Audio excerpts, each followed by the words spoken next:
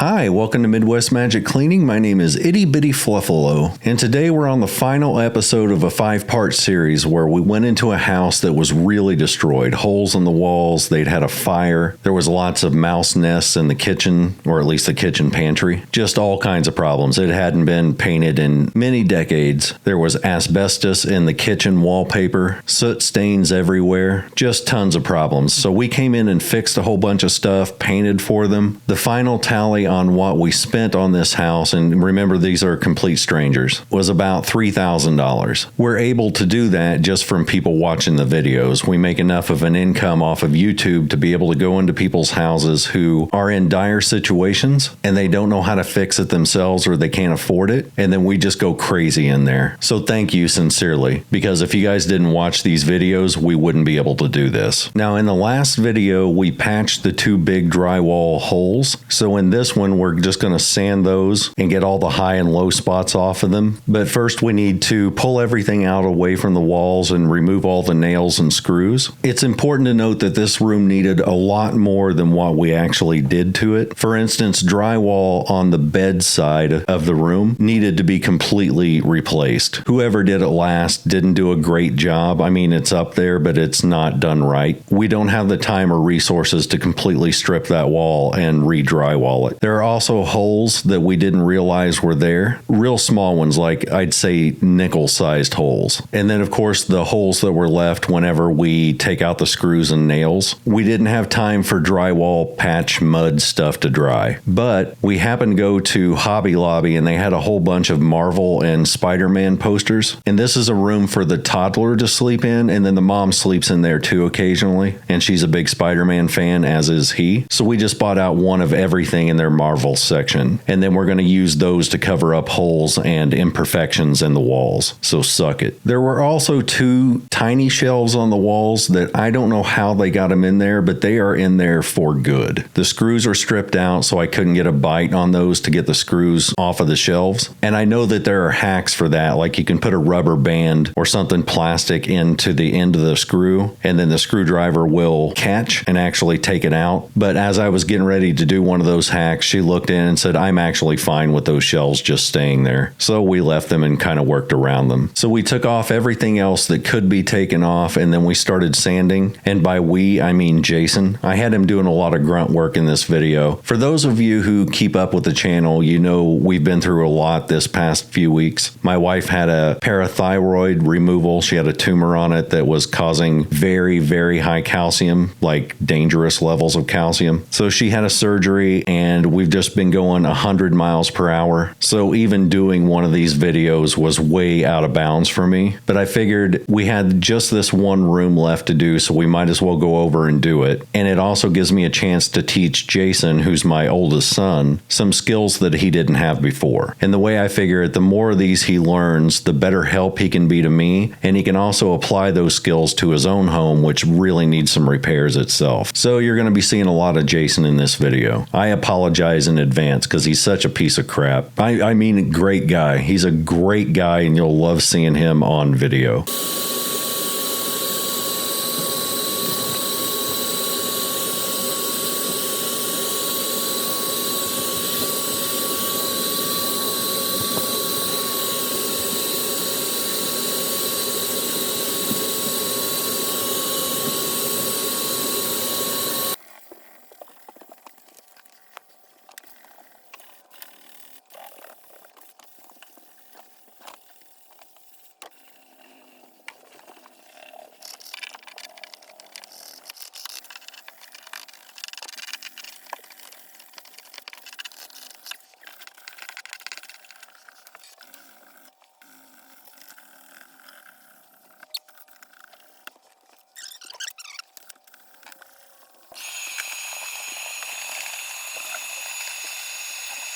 I want to take a quick opportunity to welcome in new viewers. I can always tell whenever I've been mentioned on a larger channel because the number of people I have to ban goes way, way up because the people coming in don't know the way our community operates. So I want to give you just a quick heads up on what we're about. I go into the homes of people who are dealing with some major issues. We're talking severe ADHD, hoarding disorder, major depression. In a lot of these cases, there's extreme poverty. They're getting help from no one. And so that's one of the reasons that we come in, because we'd like to offer help. I grew up in those conditions. I know what it's like. And to have somebody just offer help and then do the thing that needs to be done is a lifesaver. However, when we get new people who don't understand that we don't make fun of people who are less fortunate than us, they often come in and make comments like, those people are just lazy slobs. It has nothing to do with depression. Or if those people would just get off of their ass and clean, then they wouldn't have to worry about XYZ. I just automatically ban people for that. And the reason is I don't feel like I have the time or the mental capacity to teach full-grown adults things that they should be teaching their own 9-year-old, which is just basic empathy. If a cleaning channel makes you mad, you need a hobby. So I don't really ban for a lot. In fact, I try not to ban anybody at all because I understand that people are people, but I just won't allow the channel to be a landing zone for people who just want to bash on other people. So for instance, one of the things I hear a lot is I'll explain the depression cycle, which is basically you start to get depressed, and that's not just a feeling of sadness. Depression is you lose a lot of energy, your sleep cycle changes, your motivation evaporates. So you can have depression without ever feeling sad. So maybe the house starts to go a little haywire. Since the motivation is not there, they don't get up and pick up after themselves, and then they'll set, say, like a cup or something on the nightstand, and then they'll never bring it to the kitchen. Well, the additional clutter makes additional depression. The house starts to feel overwhelming, so the cycle feeds on itself. They don't clean because they're depressed, but then the clutter feels overwhelming, which makes them more depressed, which makes the clutter get bigger, and it's a vicious cycle to break. Still, I get people who will come in and say things like, well, that's no excuse. I worked 700 hours a week and raised 16 children, and I still was able to get off of my ass and clean my house. That's childlike thinking. It's ignoring the fact that you were in a different financial situation, you were raised by different style of parents, your environment was different, your peers were different. You physically have different brain chemistry than the people you're talking about. You can't transplant your past onto another person's present. It doesn't work that way. People are different. I work roughly 100 hours per week between these cleanups and the videos and social media and maintaining my own house. I would never ask my son to do that because he's a different person. He has a different threshold for pain and for work. He has a different mental state than me. So when people come in and say things like that on the channel, I actually tell the people I help, don't read the comments, because the people who say things like that are emotionally lazy. They are intellectual slobs. They think like children, and I just need a little bit of time to boot them out of the adult room. But before I can do that, you're going to see a few people who just haven't matured to that level in life yet, or even to the point where they realize that they're on a cleaning channel and complaining because we're cleaning. People are weird. Once we finish all the sanding and vacuuming, we're going to go over the entire room with Kills 2 primer. And the reason I'm doing this is because there's an old paint job on these walls, doors, and windows that I believe is oil-based. But even if it's not, it's been so long since this has been painted. Some of the paint is flaking off, and the paint that they used last time is slick. It's got kind of a gloss feel to it. That makes it hard for regular latex paint to stick, but if we put a layer, just even a single coat of Kills primer on it, that acts as a bonding agent. And that not only helps the paint to stick, but it helps it to stick more smoothly than it would if we just put regular paint right onto the wall. Now, we did not paint the ceiling in here. This is the only room where we didn't paint the ceiling, and that was just an issue of time. This is the last day that we could be at this house before we have to move on and do our own stuff. However, we did leave them, I think it was 1.5 gallons of white,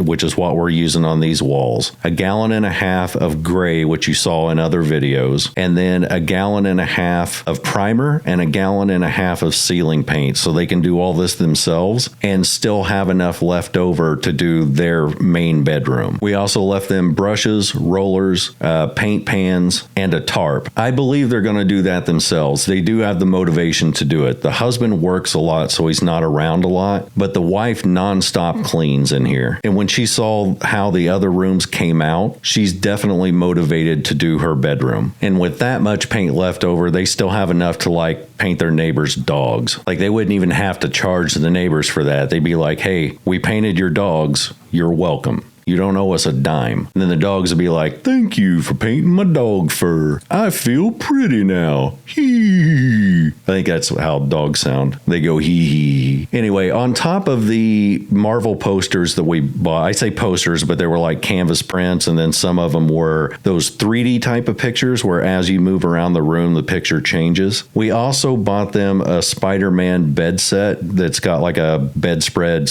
/ comforter and then some pillowcases. And they already had a set of Spider-Man curtains, and we couldn't find another set because there's 2 windows. So they had one set to cover one window. Since we couldn't find Spider-Man curtains for the other one, we bought a combination of blue and red blackout curtains, and then we put blue on the outsides and red on the center so it mimics Spider-Man's costume. The reason I'm saying this now is because we didn't get footage of us making the bed, but I got after pictures of the bed. So you'll see that at the end of the video. And seriously, the transformation on this room was night and day difference once we got it all decorated. You'll see. So be patient, man. Be patient, man. As I'm doing the trim work on things like the windows and the baseboards, it's going to look like I'm painting over dirt or mold. It's actually not. It's just old wood. I mean, the last time this room was painted could have easily been from the 1950s. So there's a little bit of water damage on the wood and just old built up stains that you can't get out. So Kills is one of the things that helps cover that up. But yeah, before we started painting, I had Jason go around with Mr. Clean and wipe down all the baseboards and the walls, because even with the primer that we're using, the walls do need to be cleaned before we can start applying it. Otherwise, it's just not going to stick.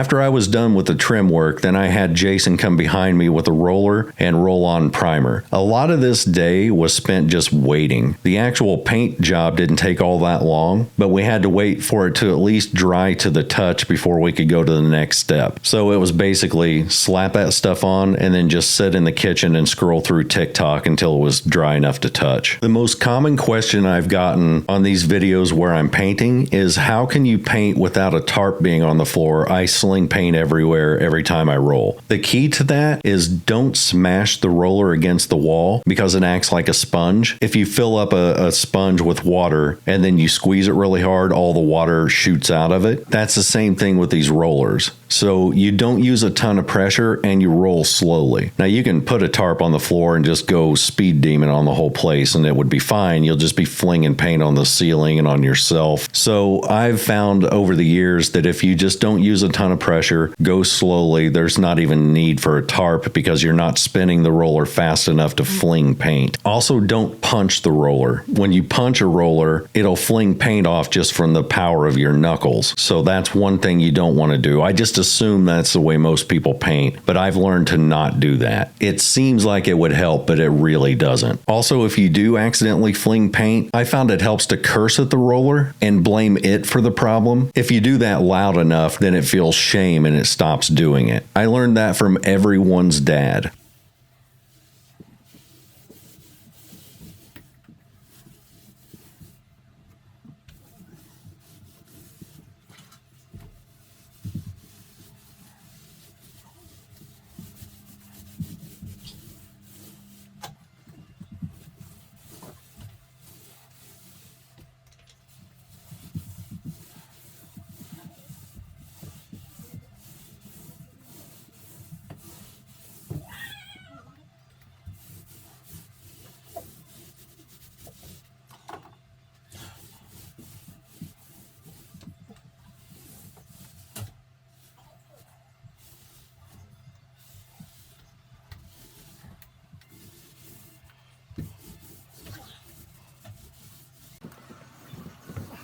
We're rolling now.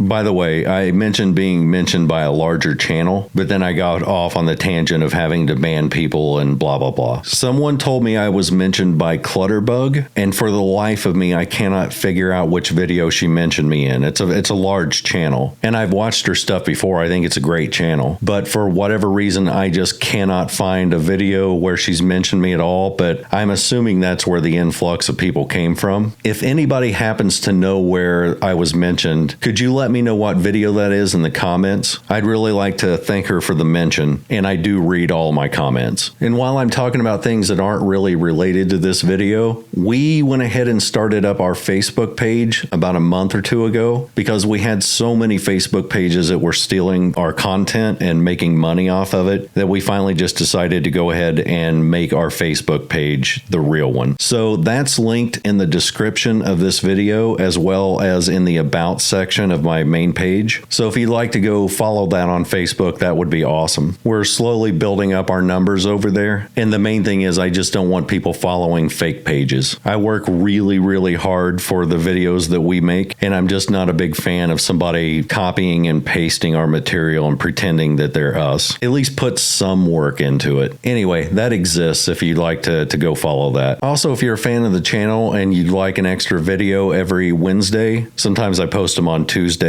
but normally every Wednesday. The second tier of our memberships here on YouTube gets an extra video every week. The bottom tier is just for people who want to throw a couple bucks at us per month to help support the channel. And as always, when I bring this up, if you can't afford something like that, please, for the love of God, don't do it. It's just an extra thing for people who want to help support beyond just subscribing to the channel. But the number one thing you can do to help us out is just subscribe. No money, no donation. notifications, just hitting the subscribe button helps way, way more than just about anything else you can do for the channel. Now, if you want to make it feel even more important, what you could do is subscribe to the channel and then unsubscribe from every other channel you follow. That way it makes your subscribe like way more valuable. Because look, I'm not just content with getting your adoration. We need to actively punish every other channel because they're not us. It's like, look, dude, you don't want to be Midwest Magic Cleaning? Then you do not deserve a subscription. And then they'll cry, and that's when you know you've done your job. You won, and winning is all that matters. Suck it, other channels. Once the primer has dried, we're going to retrim the whole room in eggshell white. There's a name to this white, but I forget what it's called. It's like something cloud. It's white. But we're going to retrim the whole room in that and then roll that. And when you're painting a room white, you're going to interrupt that kind of monolith feel to it by adding color with curtains, decorations, your bedspread, the pictures that you put on the wall. My rule of thumb, just the way I personally like my decorations and my color scheme, is that if I'm going to have a bunch of stuff on the wall that adds color to a room, then I typically won't use a lot of color on the wall paint. So in this room, we're going to have a lot of blue and red and black because of the Spider-Man stuff. So it's safe to paint the walls white, and then the color and the vibrance comes from the decorations rather than the walls. If I've got a room where I don't have a ton of stuff to hang on the walls, then the wall becomes the decoration, and that's where I'll use brighter colors. That's not a rule. It's not a fad. It's not even a suggestion that I'm making to you. That's just the rule of thumb that I use for myself. My philosophy on decoration is if it's your house and you're doing it the way that makes you happy, it's perfect. If you like 1980s paneling, then put up 1980s paneling. Who cares what HGTV thinks? Who cares what your parents think? If you have a landlord, you kind of have to care about what they think because it's their house. But if you live there, you need to have your taste so that you're not living with someone else's. So for instance, I'm not a big fan of grays and beige, but I am a big fan of somebody who puts that on their walls because it makes them happy. That to me is more important than any decorative style or any fluctuation of taste that anyone could have. That being said, if you paint your living room brown, then you are a human turd. A turd of a human you are. I'm not putting up with turd walls. I'm not putting up with it. You say it makes you happy? Then you need to change what makes you happy. Also, I feel like it's important to let you know that if you're new to the channel, this is not normally a thing that we do. We're a cleaning channel first and foremost, but this house just happened to be clean, so we didn't have to do much cleaning at all. This just needed a whole bunch of painting and fixing. Normally, the people that we help out have hoarding disorder, or they have severe ADHD. So if you're here for the first time, or even if you've been a long time member and you're wondering, did we change the format of the channel? No, we didn't. Going forward, we're just adding some fixes and some painting and stuff to what we normally do, but our main focus is still cleaning. So we may be going into a house that has hoarding disorder, and let's say we go into their bathroom and the bathroom is destroyed from the hoard. We're going to clean that up like normal, but then if we notice that the sink is leaky, I know how to fix leaky sinks, so we're just going to fix it on camera. If we notice that their toilet has a bad wax ring, I know how to put those in, so we're just going to replace that and fix small things as we go. We're not going to be doing home renovations. We're not going to try to be HGTV. We're just going to be cleaning some severe extreme cleanups, and then if it's within our capacity to fix things and make them look like new again, we're going to do that. So just take the things we've done in the past with our really extreme cleanups and add in an extra step of making things functional again. And that's the direction we're going with the YouTube channel. Not only do I think that's a thing that can make us more unique than the average YouTube channel or the average cleaning channel, but I think that if we have the ability to do those things and then we don't, I feel like it's a wasted opportunity for both us and the person we're helping. I would just feel better walking out of a place knowing that it's not just clean, but they can use their kitchen sink for the first time in 5 years, or they can take a hot shower finally, or that their living room no longer has a herd of moose just tromping around and being moose because we were able to de-moose the living room. We'd clean them first, so they would be clean, fresh moose set back out into the wild, frolicking through the forest and thanking us for cleaning them and setting them back into their own environment. Thank you for cleaning off my moose fur. Shut up, stupid moose. You're rude.